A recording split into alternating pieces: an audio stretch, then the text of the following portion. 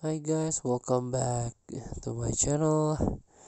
Today I'm going to show you how you can change the energy usage amounts in Dragon Ball Legends. So you can set the maximum amount of your energy, and I made this video is for beginner that's still new into this game, how this game is works. So let's get started by tapping the menu button, tap the other, and as you can see there are some options here. Tap the third one, options. Also, this option menu, there are free menu here: sound, graphics, and other.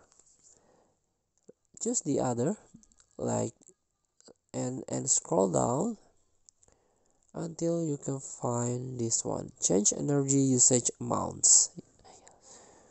So the explanation is you can set the maximum amount of energy that can be used when using skip tickets. So you will get the skip tickets from mission, for example.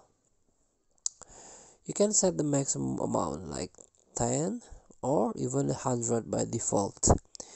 So choose by your own preference. Please free to try. Thank you for watching. Don't forget to comment, like, and subscribe.